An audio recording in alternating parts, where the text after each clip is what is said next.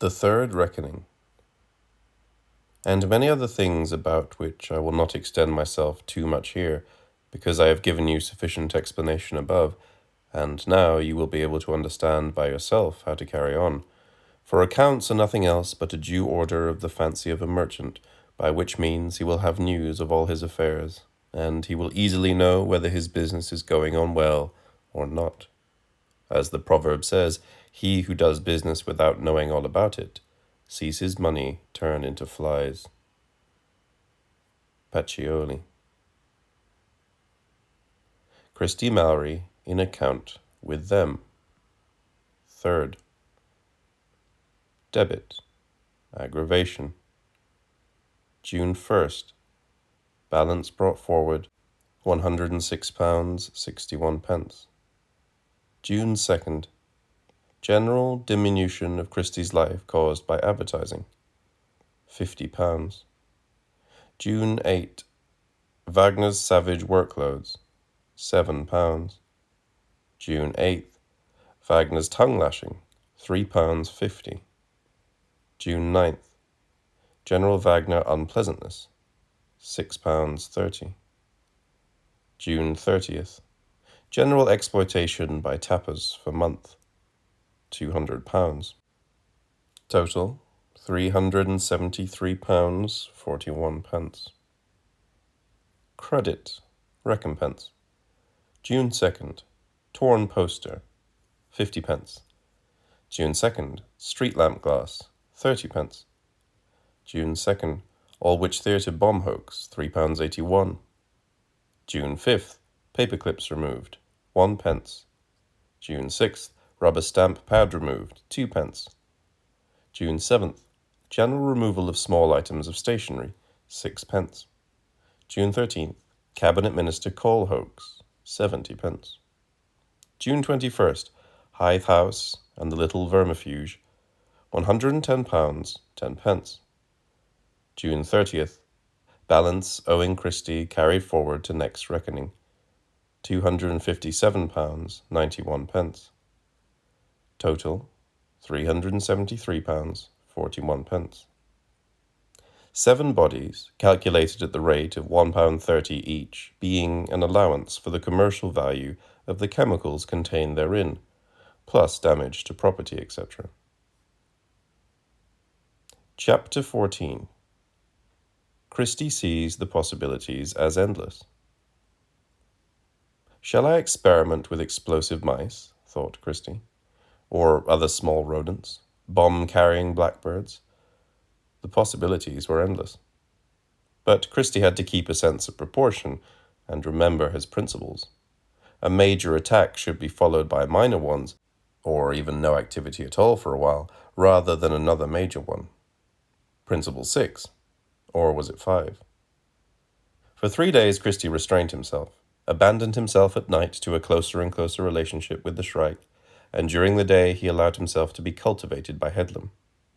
On the 4th day he realized he might now continue at least the war of nerves, and so he used Tapper's telephone to inform the police that there was a bomb due in about 10 minutes to make a mess of most of the London premises of Pork Pie Purveyors Limited.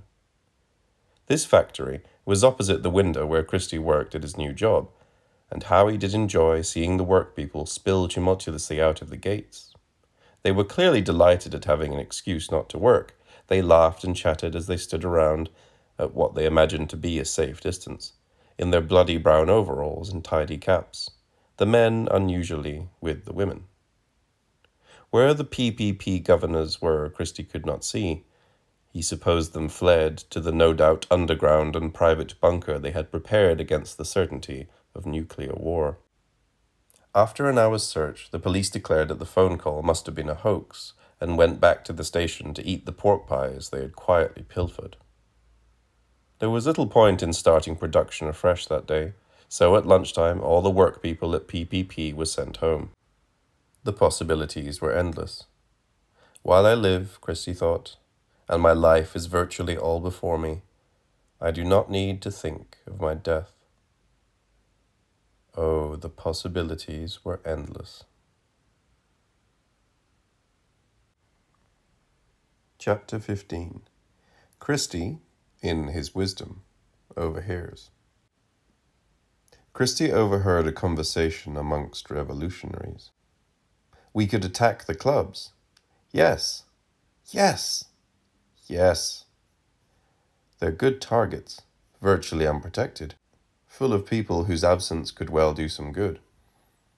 We could start with the Alpine, then the American, then the American women's, then the Anglo-Belgian, then the Army and Navy.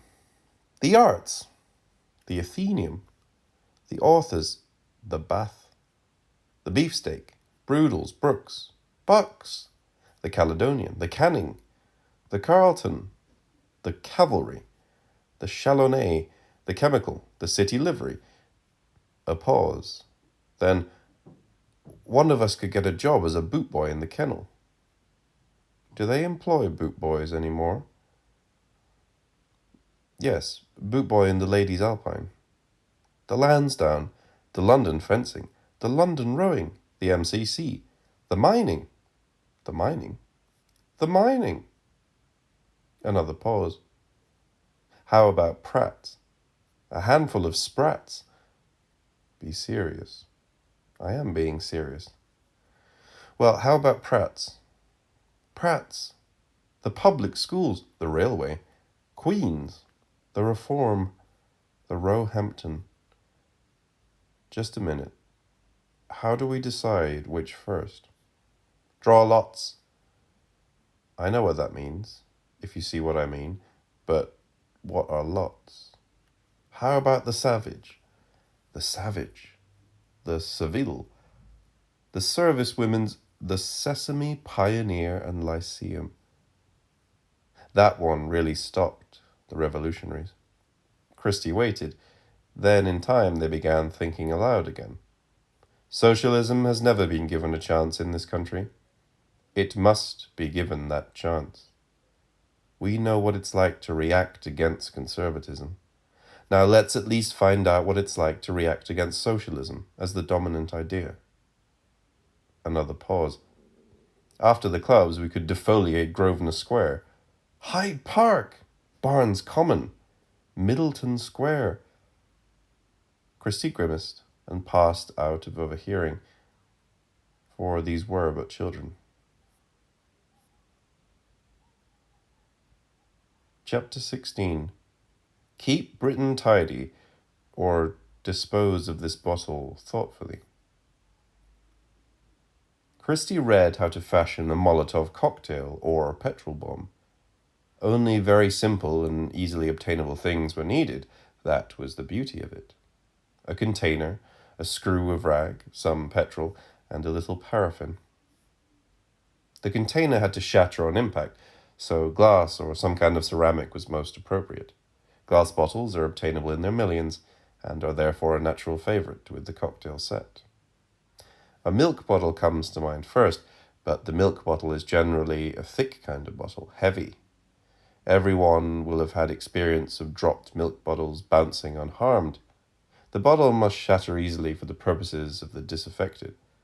No, by far the best bottle on the market for them has been provided by the soft drinks companies. Half an imperial pint capacity, a screw cap of light gauge metal, glass walls of the very minimum thickness, a circumference so snug to the hand as to make accurate throwing relatively easy, and, being non-returnable, of such ready availability as to provoke ironic comment that the forces of conservatism are unwittingly providing the very instruments of their own discomfort. As to the method. First of all, one washed out the bottle of its tonic, bitter lemon, or whatever dregs, and allowed it to dry, neck downwards. While it was drying, one used a glass cutter to score the thin walls with at least 4 vertical strokes, this to make as near certain as may be that the bottle will indeed shatter on impact. 2 cuts were then made with a sharp-pointed knife in the cap, cruciform, and the 4 cruel points thus created deflected downwards to open a guarded hole. Through this hole one dragged the screw of rag, which was sufficiently bulky to be spiked by the 4 barbs. These could be pressed back, if necessary, to grip the rag securely. The bottle one then filled with petrol, the rag one soaked with paraffin, and one then screwed the cap firmly on. The Molotov cocktail was now ready for throwing. requiring only that the projecting end of the rag be lit. If it was thought desirable to undertake the preparation of a batch of bombs in advance, it was necessary only that the filling with petrol and the soaking with paraffin be left until just before the bombs were required to be used. Milk crates make reasonable bulk containers. Less satisfactory are the cardboard cases in which the original soft drinks bottles came. A team of 3 may conveniently be employed to perform the following drill. One fills the bottles with petrol, the second dips the rags into paraffin and screws on the caps, and the third lights and throws. What you throw them at is your own business, of course, thought Christie. But let no one be ungraith. Chapter 17. The no doubt welcome return of the Shrike. I don't know why I love you so much, said the Shrike, stirring her tea, duchess-like, with the other hand, it being that week in the month. But I do, mystery man, and I don't ask any questions, just bring you home the odd pound of stuffed breast of lamb. What about some fillet steak, then? Said Christie, to take his mind somewhat farther off and thus prolong the delicious progress. You don't find fillet steak in a butcher's around here, replied the Shrike. I'm sorry to say, it all goes to the restaurants, Mr. Cameron says, or the West End butchers. You're learning a lot, said Christie. And the delightful Shrike redoubled her efforts to please him, blowing on the purple tip now she was not required to converse, stroking and constricting and pulling as she had learned to do as a child on a farm, hand-milking. The end came all too quickly, as it does at that age, and the Shrike watched ever entranced as the foamy pulses welled, calmed, and died. That was understood to be coming.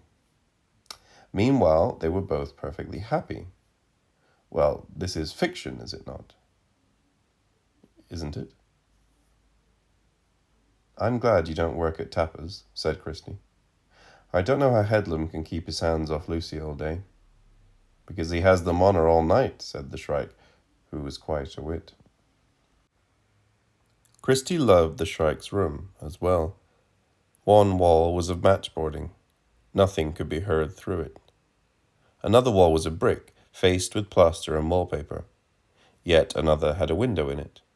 The penultimate had the door in it. The 5th wall was unusual in itself, but otherwise unremarkable. The Shrike kept a photograph of Christie as a schoolboy hung up on it, to remind her. Out on the landing was the kitchen and the lavatory, though not necessarily in that order.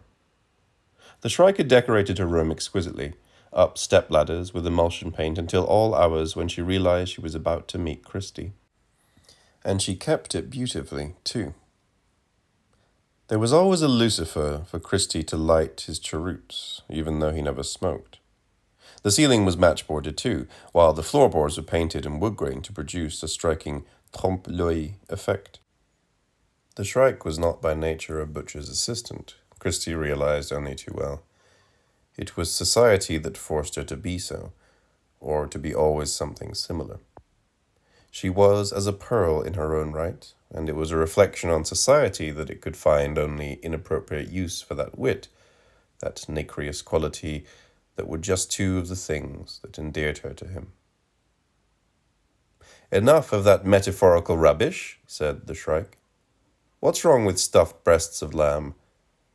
Nothing in themselves, said Christie. Really. In fact, I quite like them as a change. But I feel what we eat is being dictated too much by Mr. Cameron's meaty misjudgments on any given day. I'll see what I can do, said the good-hearted Shrike. But how can we be said to be perfectly happy a few lines back, and now be complaining about the monotony of the diet? Easily, smiled Christie. The Shrike had a tea set given to her by her grandmother. It pleased her very much, though not enough for her to be proud of it. That was far from her way of thinking, yes. Tea she poured from it, though. You could go and work for Pork Pie Purveyors Limited, said Christie, now they've been invented.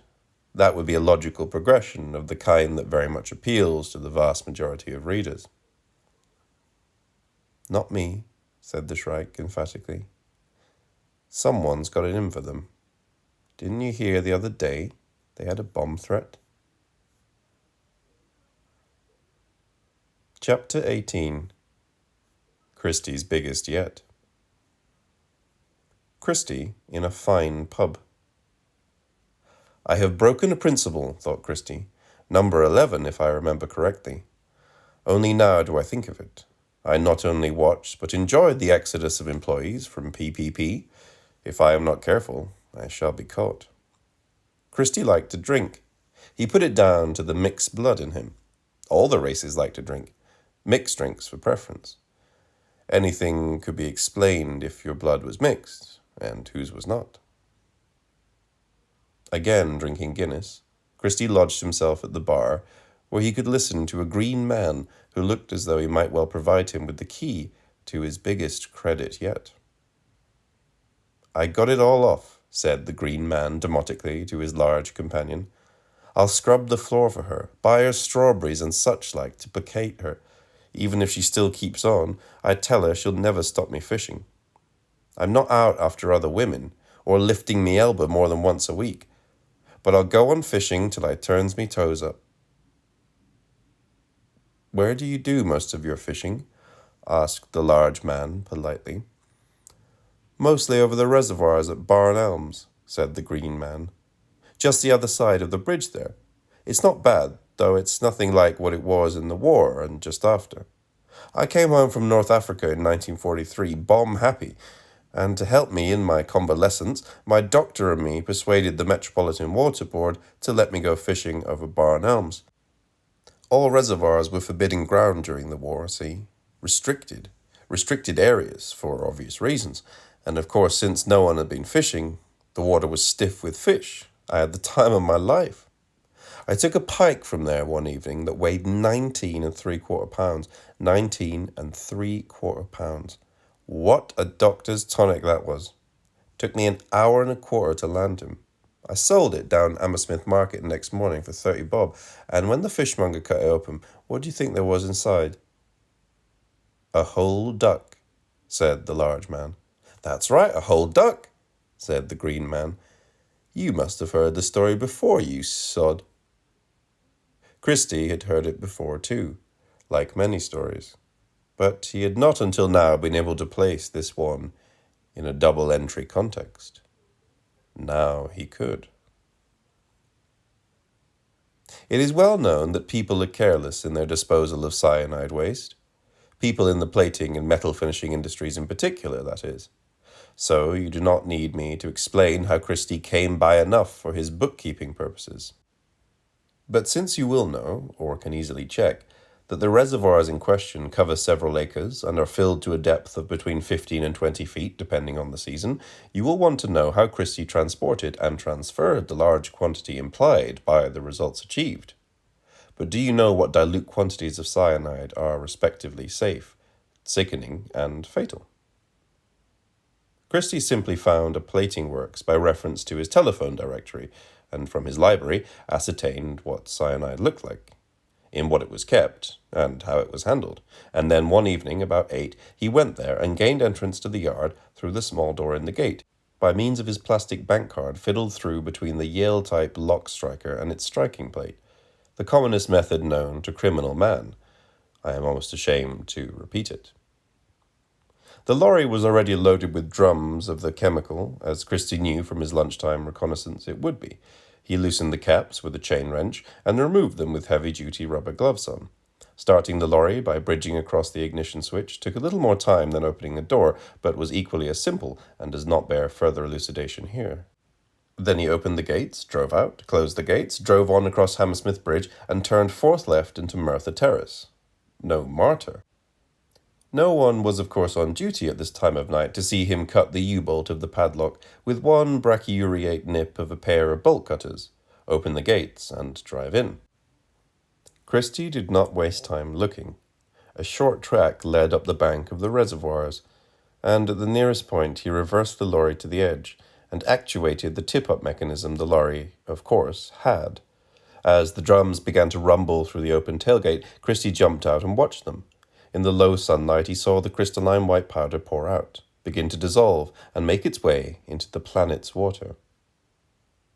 I was not breaking Principle 11 again, Christie told me later, since this was a cause, not an effect. How could I disagree with him? So he sent the tip-up down again and drove off. He knew that he could not drive off while the tip-up was coming down, and thus save time, because tip-up lorries do not work like that. While the engine is driving the tip-up mechanism through the gearbox, it cannot drive the road wheels too.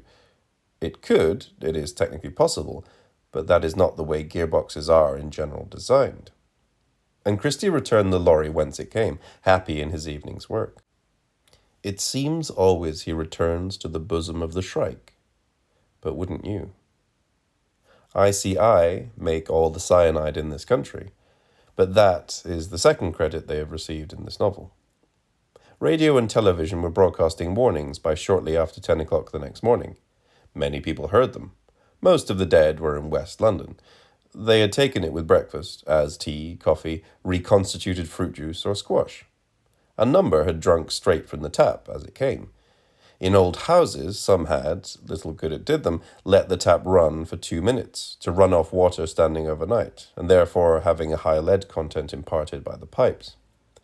Not a pretty sight, eh? Think what it would have been like if it had been cadmium, 25 times more toxic than cyanide, or chromates, 50 times more toxic, or beryllium, 2,500 times. You may consider it fortunate that Christie did not know about beryllium at the time. The shrike drank nothing but milk in the mornings for her complexion. So did Headlam and Lucy, perhaps the only other sympathetic characters in this novel so far, apart from Christie's mother, whom cyanide could not materially affect. A total of just over 20,000 people died of cyanide poisoning that morning.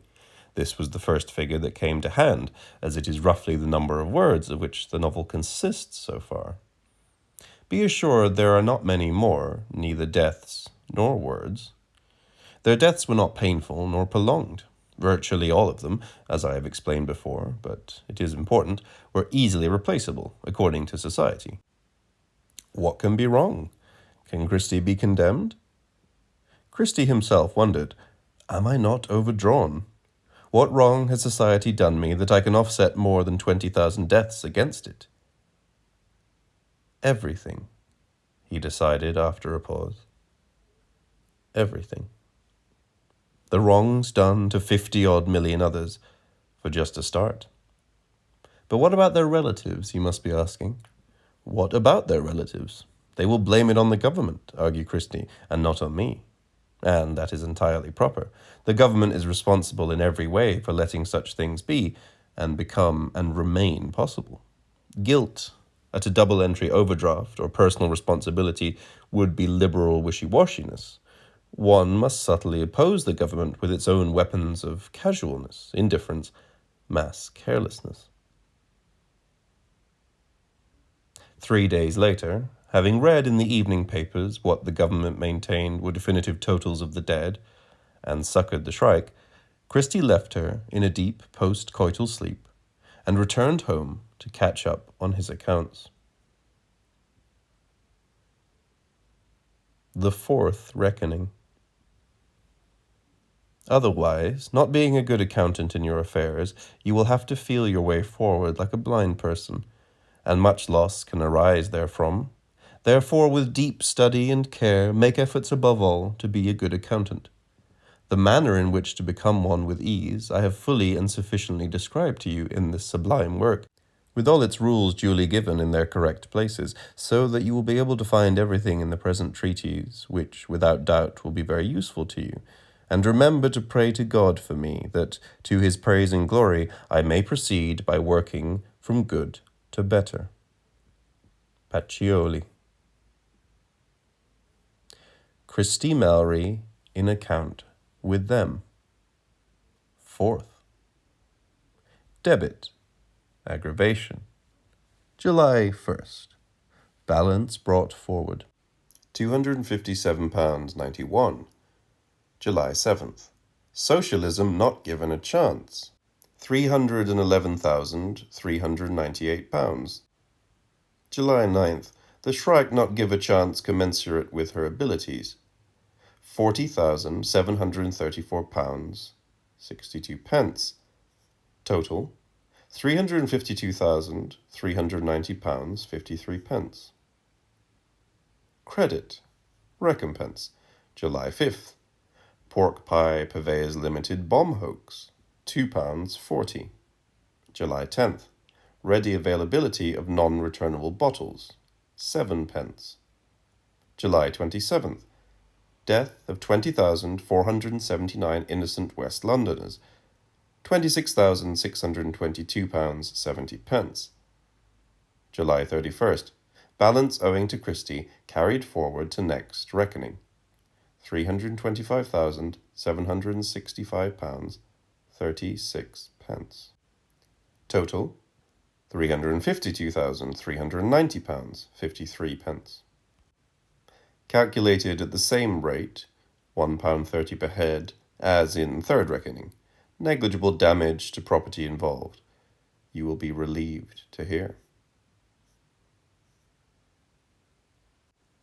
Chapter 19. The Shrike's Old Mum. A use for shaving foam scarcely envisaged by the manufacturers. And the Shrike's Last Rule. The Shrike's old mum lived, as you already know, up in Islington. Islington is certainly up from Hammersmith, which is only some 16 feet above sea level, whereas Old Islington lies mainly on a ridge whose southernmost point is Claremont Square in Finsbury. The exact height of Claremont Square escapes me for the moment, though I could look it up. Yes, I will. It is just above the 100-foot contour line, say 15 feet, making a height of 115 feet in all. Claremont Square must have been a fine point to view the city and the river at one time, before it was built on. But of course, that is not really relevant for our purposes, since the Shrike's old mum lived just on the eastern side of the ridge, down off Essex Road, at the Flats in Britannia Row. And I am not going out with theodolite and mate to determine just where she lived in relation to the 100-foot contour line, or to work out how high her flat took her above it in relation to ground level. No, not for you, nor anyone. Come and see my old mum, the Shrike had said, and Christie had been pleased. How are you, old mum? He said, warmly and politely, when they had gained entrance to her flat. I was bombed out in the war, said the Shrike's old mum. It sears you, an experience like that, you know. Christie knew. Lost me old man, too, she went on. Leastways, they never found him. Sitting just across from the fire he was at the time. Nothing left. Not a sign. Could I have fallen asleep and he'd gone out to water the dog? Of course not. That cow Steganson spread that about. Christie started at the coincidence. But the cow'll live to regret it. Brought her up on me own, I did, me daughter. Isn't she a fine girl? I'll bet you don't half enjoy her, don't you, young man? Christie nodded, unembarrassed, pleased at this rapport with the old mum. It was worth it, all those years of sacrifice, just to get my daughter placed in a respectable novel like this, you know. It's my crowning achievement, and with only one leg, too. The Shrike's old mum suddenly took off an artificial limb, which had hitherto been unapparent to Christie, and waved it triumphantly. Stick of bombs it was, went on the Shrike's old mum. The first got St. Mary's Church in Upper Street, the second got that brothel on the corner of Dagmar Terrace, and the third got me and my old man. The church, sex, and marriage, observed Christie, laughing. That's too neat. That's how it happened, said the Shrike's old mum. You can't muck about with how it happened, can you? I'll have a word with you later about your obsession with knocking religion, said the Shrike to Christie, quietly and without venom. And we must go now, old mum. Sunday's the only day we have for a really long fuck. Cheerio. Ring if you want us for anything. See you Tuesday night as usual. And who said we were married anyway? Shouted the Shrike's old mum after them, slowly lifting the leg to wave them goodbye. Later that Sunday, Christie and the Shrike really concentrated on it. The Shrike's present delight was to be covered in shaving foam, applied by Christie with an aerosol, from neck to ankles, paying particular attention to the erogenic zones, of course. Christie then used a safety razor to shave off the foam, slowly, paying even more attention to the erogenic zones, and thus providing the Shrike with a small series of minor orgasms. She was lucky that way, before Christie gave her a big one by a good going over, or into, rather, with his subtly nicknamed Jonathan Thomas. Oh, and by the way, the safety razor had no blade in it. An expensive way to use aerosol shaving foam, of course, but it was Sunday. Then they had a bath together, and afterwards the Shrike removed all further traces of the shaving foam with a well-known brand of carpet shampoo. From the carpet, that is. It was the last of her 3 rules. Christie was preparing the supper when the Shrike uttered the words she had promised earlier in relation to Christie's abuse of religion. Why? Because it's there, explained Christie patiently to his beloved. As long as it's there and has so much power, then it must be open to attack. It's been continuously discredited throughout its history, but it's still there, and it still goes on with its confidence tricks as though nothing much had happened. It's corrupt, lying, inefficient, useless, and rapacious, to name but a few. What do you expect me to do? Love it? But what can you do about it, darling? Said the Shrike. Ah, said Christie, and thought to himself, what can I do about it? Chapter 20. Not the longest chapter in this novel.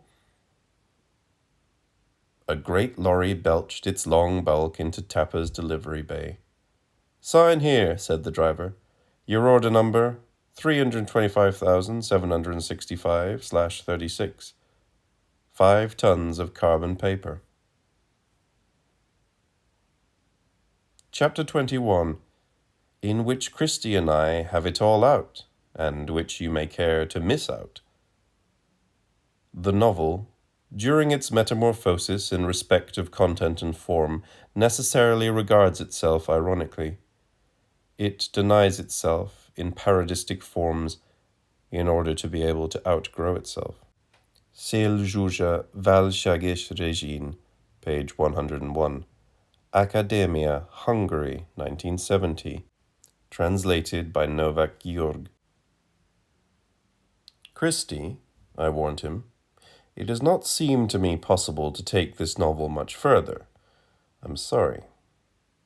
Don't be sorry, said Christie, in a kindly manner. Don't be sorry. We don't equate length with importance, do we? And who wants long novels anyway? Why spend all your spare time for a month reading a 1,000-page novel when you can have a comparable aesthetic experience in the theatre or cinema in only one evening? The writing of a long novel is in itself an anachronistic act.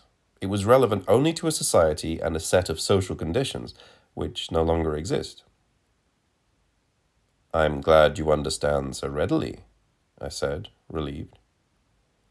The novel should now try simply to be funny, brutalist, and short, Christie epigrammatized. I could hardly have expressed it better myself, I said, pleased. I've put down all I have to say, or rather I will have done in another 22 pages. So I do go on a little longer, interrupted Christie. Yes, Christie, you go on to the end, I assured him, and myself went on, surely no reader will wish me to invent anything further. Surely he or she can extrapolate only too easily from what has gone before. If there is a reader, said Christie, most people won't read it. Politicians, policemen, some educators, and many others treat most people as idiots. So writers may too? On the contrary, most people are right not to read novels today. You've said all this before. I'm very likely to say it again, too, since it's true. A pause. Then suddenly Christie said, Your work has been a continuous dialogue with form. If you like, I replied diffidently. Only one of the things it's been, said Christie generously. It's something to aspire to, becoming a critic, though there are too many exclamation marks in this novel already. Another pause. One of the girls, in what is ill-reputed to be a brothel opposite, hung out the shirt of what might be her ponce. Christie smiled gently, turned back to me. But I am to go on for a while. Of course, I assured him again. Until I have everything. Yes, Christie, until you have everything. Chapter 22, in which an important question is answered, and Christie thinks he has everything. Christie had lunch in the Stromboli Café in the Broadway, on his own, without Headlam or anyone else he knew. The place was not very pretentious, but the food was made tasty, and it was cheap. Today, however, there was a beetle in Christie's portion of beef curry, rice, and chips. It was a black beetle, though whether it was a black beetle or cockroach, which is not properly a beetle at all, not Coleopterus but Orthopterus, Christie was not at this time concerned to establish. Heaving with disgust, as they say, he denied himself further curry, let alone a sweet, paid, and went out to buy himself a whiskey, which he drank in one small draught in the hope that it would kill anything unpleasant in the way of viri, germs, or bacilli which he might have just ingested. As soon as he was once more at his desk in Tapper's wages section, Christie reached out for the telephone directories. He found the number of the local government offices, rang, and asked for the health department. When they answered, he rapidly suggested a check on the Stromboli Café kitchens, where he was sure they would find evidence to justify a prosecution. Then he rang off without revealing his identity. When he reached home, tired, that evening, Christie wondered whether he had time or energy for these small credits. Then he remembered Principle 6, was it? Again, and travelled to a public telephone at Willesden to make a call to the police, suggesting that in the Stromboli Café, during its most patronized period, now, there were several pounds of gelignite set to go off in 20 minutes. Or possibly 10, if I've made a mistake, he added, casually, and let the handpiece fall from his gloved hand. But Christie was certainly aware that he had bigger things to do.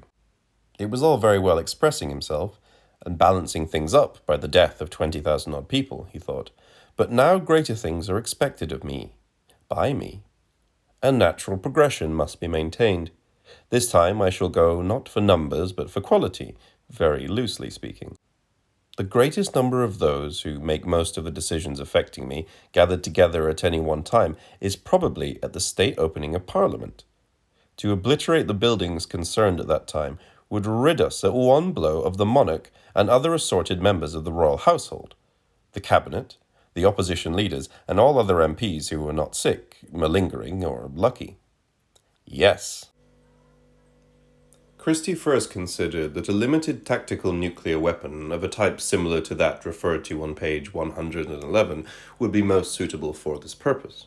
He would acquire one from the appropriate military establishment, hire a light aircraft, and drop it at the height of the proceedings. But then he remembered Principle 5, and realized that this method was beyond his means, involved a very high risk of being caught, and was unnecessary anyway. All that was needed were orthodox explosive charges set at the southwest and southeast base corners of Big Ben, and large enough to bring the whole thing down onto the chamber of the House of Commons. It might not rid us of quite as many of the quality, but that was unavoidable. And those surviving would certainly be greatly terrified, thought Christie. And for the first time, I shall employ one of the products of modern electronic wizardry, a radio-controlled time fuse, effective up to a radius of 2 miles. I shall take that morning off work, and I shall proceed to a pub in Charing Cross Road for a Guinness. At about 11:10, having given the monarch and Parliament time to settle down, I shall convey to them my little electronic message. Guy Fawkes and I together, Christie thought, with the difference that he was caught. The question should be asked, what did the Shrike see in Christie? And be answered, everything. I do not know what your mission in life is, said the Shrike, but I do know that I shall do all I can to help you to achieve it. Darling, said Christie, give us a kiss. Now, thought Christie, I have everything. Chapter 23. Now Christie really does have everything. Within 5 days, the Shrike had given up her flat and moved into Christie's house. It was just as though she had always been there. Now I can really achieve something in life, thought Christie. And during that same 5 days, he had consulted a quarto work in the AA library, which reproduced Barry's original drawings detailing the construction of the base of Big Ben. Undertaken a reconnaissance which had shown him that security arrangements were, as all are, not insuperable, and furthermore, that 2 additional but larger charges placed at the northwest and northeast corners of the Victoria Tower would bring that down on the House of Lords, just in case they happened to be there. Ascertained and acquired the exact quantity of gelignite necessary for the purpose, and purchased very reasonably the simple electronic equipment which would send a shortwave signal to his parcels. 1 peep for Big Ben, 2 for the Victoria Tower. On Tuesday, the 6th day, however, Christie, soldered to the Shrike with need and common love, was woken up by the touch of her hands, feeling in an exploratory rather than an erotic way. You have a lump there, said the Shrike. What do you expect if you're so irresistible? Said Christie. Not there. There, said the Shrike, indicating a place just under Christie's ribcage on the right side. Christie felt. Yes, he said. I have a lump. He felt himself abdominally as a whole, paused, then said, In fact, I seem to have an attack of the lumps. The Shrike began keening. I have had a certain unwanted lassitude recently.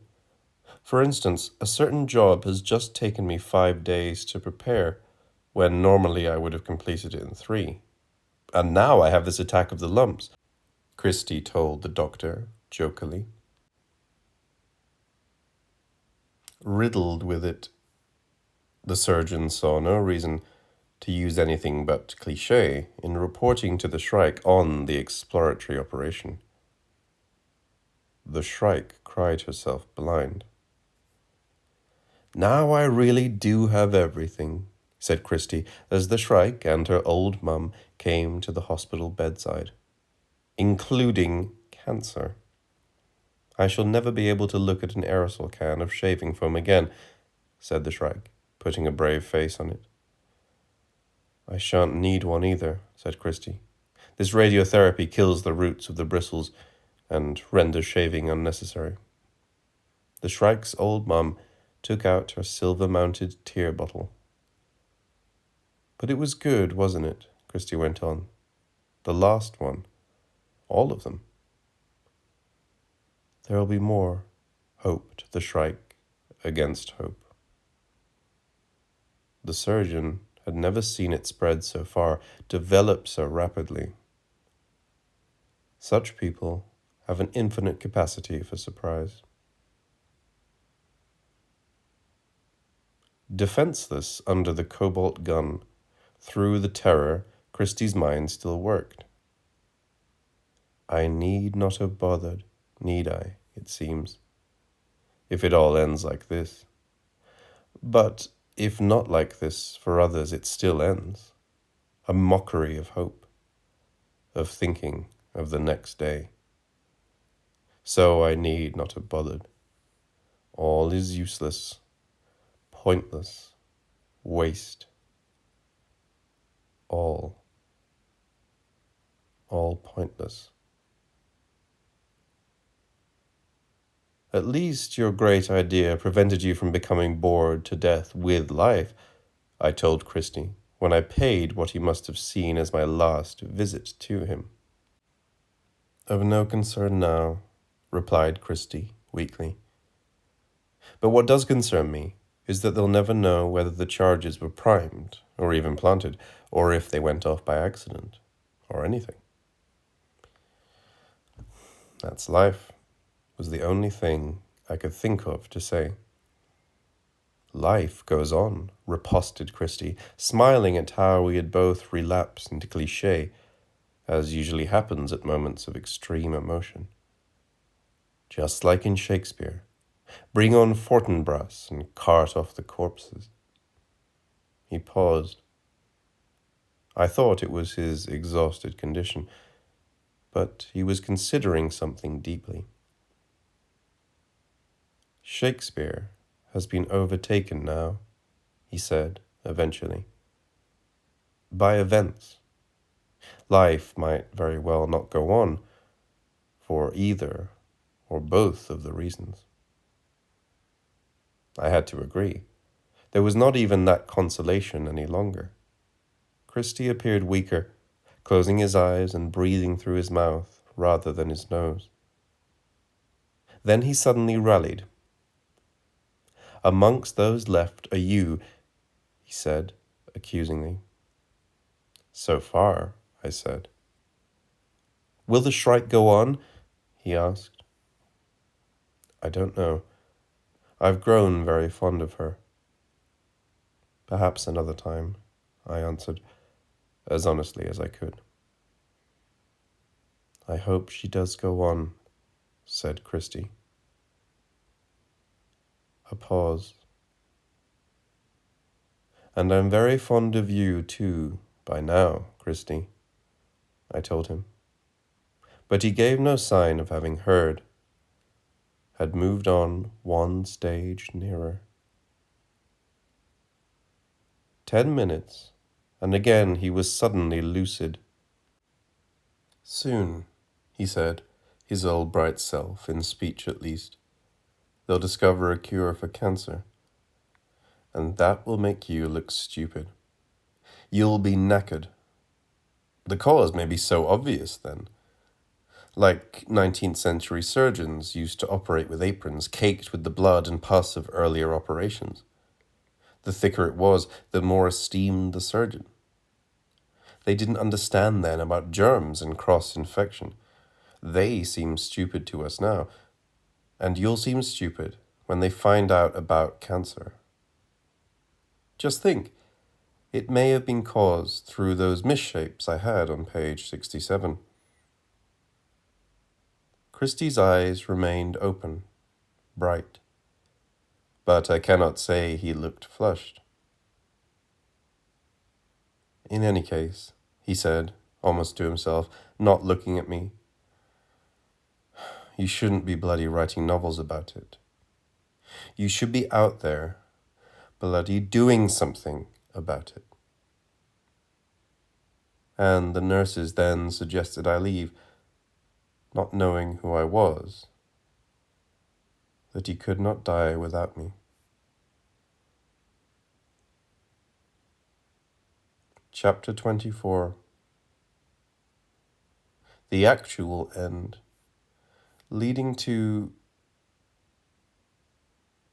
in the image of yourself, Christie is, remember.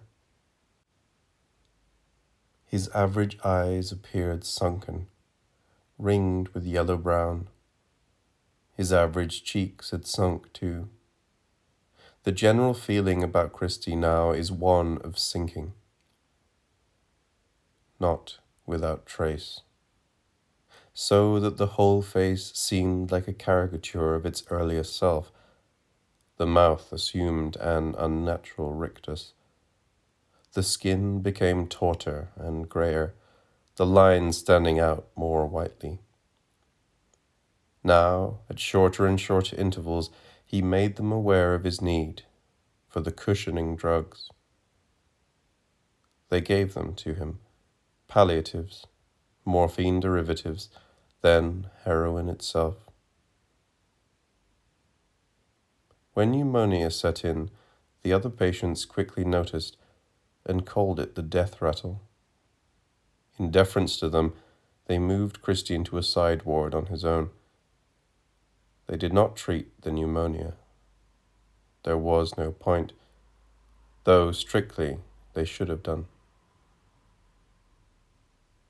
Christie they kept unconscious. Christie died.